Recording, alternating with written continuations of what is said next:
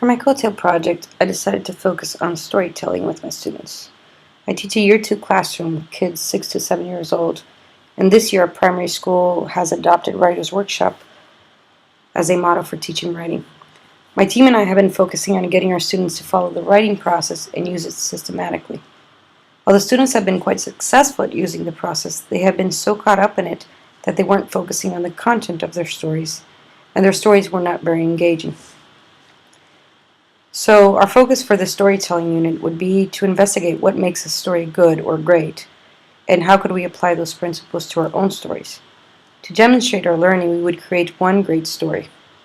As far as the technology selection, the kids could choose any story creating tool we had. They were only restricted in terms of what was available at our school. If we had it, they could use it.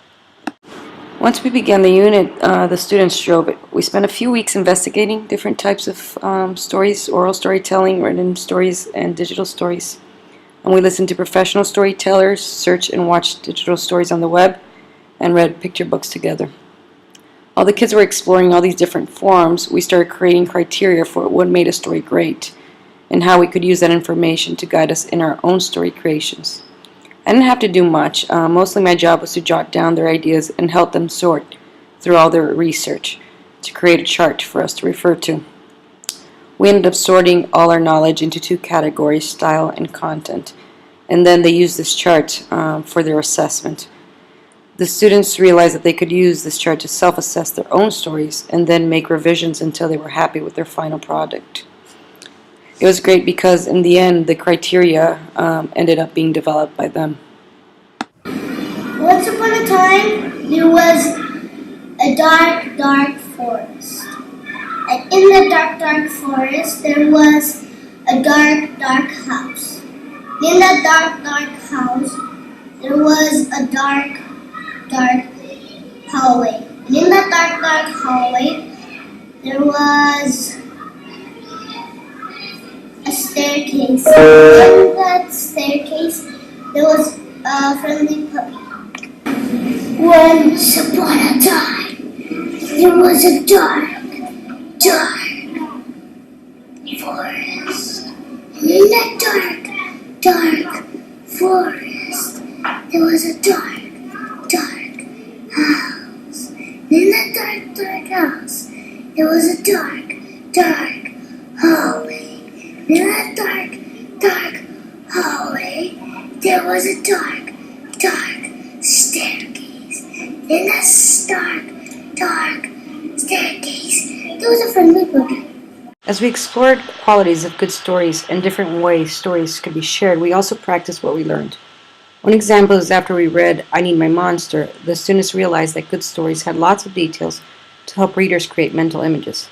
So then we played a game where the students had to tell stories on the spot, incorporating pictures from a slideshow that they had never seen before.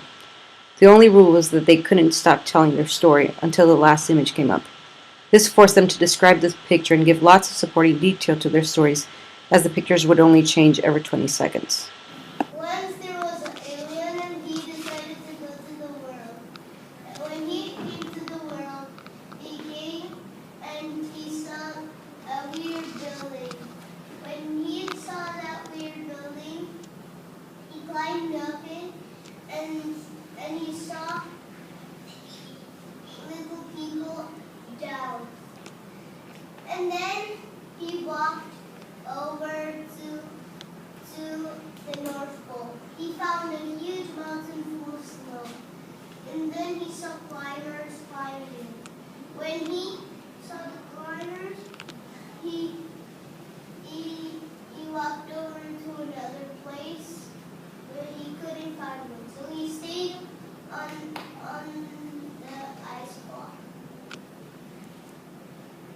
And then he found a key, and he found a door in the mountain.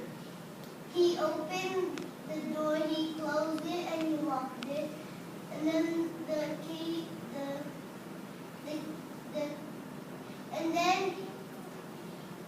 the key men were trying to get out, and he went back to his spaceship, and Once we were done with our exploration and investigation period, it was time to get down to work on our final stories. Before we did that, though, I asked them if great stories should be shared with an even larger audience. They agreed. They thought their stories should be shared with the world because that's what authors do. We talked about how we could then take our stories and share them with other people, and one of them suggested the internet. Some of the other kids were a little skeptical at first, but cheered when they understood the implications. So sharing with a wider community became part of our criteria for success as well. One of my students was not impressed with this new element, as she wanted to write her story the good old-fashioned way, with paper and pencil. Once I explained to her that we could use the Show Me app to share her stories on the web, she was ecstatic. Ballet.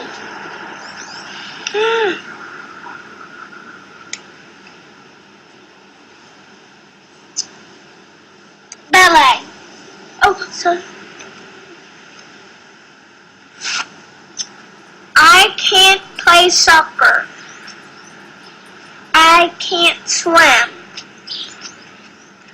I can't do ice skating. I can't do cheerleading. Wrigley. Ah! I can do ballet. The lesson is keep on trying. Then voice, they work on my voice, and my compliment is like at the end of my story I say what is my lesson. There are some things that worked really well during this unit. One of them was that students had complete autonomy over the process. I gave them an hour a day over the course of 2 weeks to create their final story. And there they could choose their topic, who to work with, and how and when they were going to begin doing it. They could even choose how long they were going to work at it each day. We also had autonomy in deciding how they went into publishing their stories. And this was great because instead of having to teach all the kids all the apps, I just taught a couple of kids one of the apps, and then they became the experts who taught it to the rest of the kids.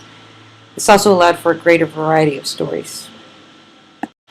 The other thing that worked really well was that some students actually started to understand what revision meant.